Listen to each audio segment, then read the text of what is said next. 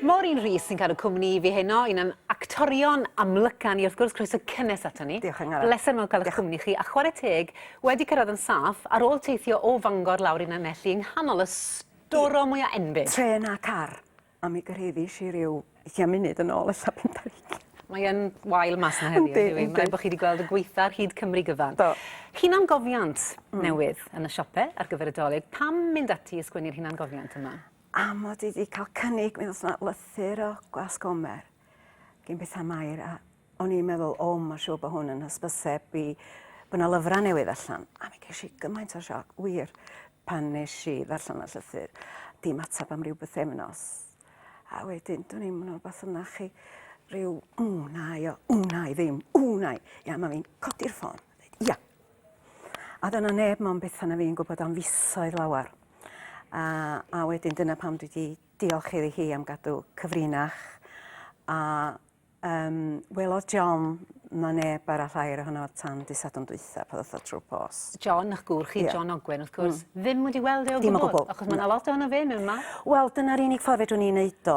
Mae hynna'n gofiant yn ei hanfod, da chi agor y clof ymryn yna chi'ch hun, a fedrwn ni'n neud o. Dim ond, os o'n i'n meddwl bod yna un person arall yna ni weld o, beth yna hwnna. Dwi felly fel perfformio un person o wastad. Dim rhaid chi nabod y person hwnnw mewn perfformiad, ond yna, da chi'n wastad yn gwneud un person.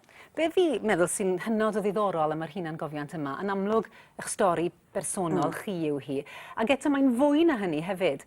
Mae'n sôn am eich blentyndod chi ac am fagwraeth, a math o blentyndod oedd yn gyffredin ar y pryd, ond sydd ddim yn bod yng Nghymru bellach, yn tyfe?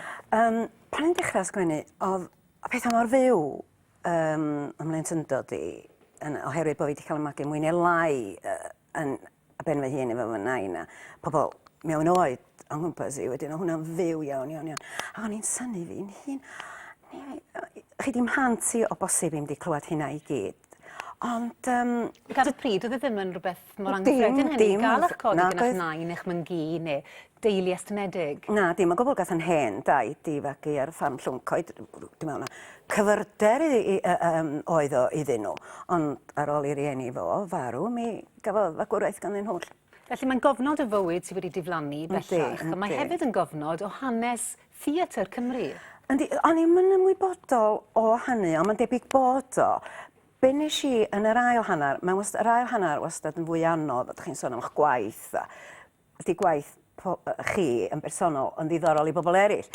A nes i ddewis cynhyrchiadau, mae yna rhyw stori fach chi'n mynd efo rhywbeth digri di digwydd, neu ydych chi'n bod rhywbeth ar y llwyfan di digwydd. Dyna pam mae'r hinian yna mewn ffordd. Mae yna un peth hynod o ddiddorol ni'n ffindio rhywfaint yn ymfflamychol yn y gyfrol hon. Yr unig beth. A'ch barn chi bod actorion, sy'n gael ddefnyddio term Saesneg, yn cael bach o raw deal? Niwsans dwi wedi dweud yn hun gair Saesneg, pyn o niwsans. O dwi'n credu i bod nhw, a dweud y gwir, maen nhw ar ddiwedd wel, da'i'n deud bawis ar doman, dydy o mor ddrwg a hynny. Ond ddyla pobl adra, maen nhw'n gweld gwyneb actorion, dyn nhw ddim. Ond o fewn y proffesiwn, mae yna sgwenwyr, mae yna gyfarwyddwyr, mae yna gynhyrchwyr, a dim ond yr actorion sy'n wastad y cael y bai pan mae'n beth yn mynd o'i le. Pam hynny te? Achos mae'r actor falle yw'r wyneb na gynulleidfa'n i weld? Ond dwi'n meddwl chwaith, dwi'n sôn bod yna lyfiad o erddas y proffesiwn hyn, wedi mi fod yn gweld drama Roegaidd yn Epidafros, yn dal o hyd. Ond dwi'n teimlo bod yna rhywbeth di digwydd am y proffesiwn. Dwi'n gwybod o diffyg amser, diffyg arian, heb bobl sylweddoli bod yna... Cofiwch chi mi dda actorion rannu'r clod efo cyfarwyddwr os di'n un da, ond ddyla fo gymryd hanner y bai os i beth yma'n mynd yn iawn. Ond, dim yn gwybod beth o'n i'n dweud, ond dweud gwir. Dwi wedi cynhyrfu'n lan, mae hwnna yn bwynt ysgeini. Mae'n mynd dan yng nghroi ni a dweud y gwir hynna. Ar eich bocs ebon am actorion. Mae'n braf gweld hynna'n gofiant cofiwch, lle mae rhywun yn gallu bod yn onest a rhoi barn am y math yna o beth. Mi sefai fyny dros ym mhroffesiwn unrhyw amser. Mae'n un hynod o ddiddorol, gewn ni sgwrs eto yn yr ail ran, Maureen. Mae'n bleser mawr gael eich cwmni chi hynod. Diolch yn fawr am ymuno â ni. Diolch yn Eirin, digon o ddewis fel ni felly, ond os chi eisiau rhoi llyfr yn anreg i rywun, wel, mae hwn fan hyn. Hunan gofiant Maureen Rhys, o'n i'n sôn gyda sy'n tipyn mwy na dim ond hunan gofiant. O sut beth oedd e pan wnaethoch chi iste lawr wedi cael hwn, y llyfr go iawn, am y tro cynta, a darllen y peth rhwng dau glawr go iawn? O'n i mor bles. Efo'r clawr i ddechrau, ni wedi gweld y clawr. A mae'r diwyg yn hyfryd yma, a ffordd mae Bethan wedi rhoi, da chi'n bod benod wrth benod fel yna yn hyfryd. Ffordd mae hi wedi rhoi o allan. Wel, dwi'n cymryd na Bethan di'r un sy'n rhoi o allan hefyd, ynde. Ond maen wedi gwneud job dda iawn yn Gomer, dwi'n meddwl. Sut fydd dolyg yn eich tu chi? Wel, distaw, traddodiadol.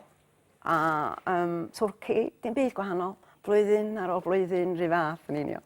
O fel yna mae dolyg fod yn tyfa? Wel, i mi, traddodiadol, ie. Ie, fyna fyd. Maureen, mae wedi bod yn bleser mawr cael eich cwmni chi yna. Diolch yn fawr. Pob llwyddiant gyda yr hunan gofiant newydd, a pob llwyddiant yn 2007 i chi ar teulu hefyd y dolyg llawen i chi. Diolch am ddod trwy'r gwynt ar glaw mawr ma sydd dyn ni yng Nghymru heno i fod dyn ni. Diolch yn fawr. Mae wedi bod yn bleser, diolch.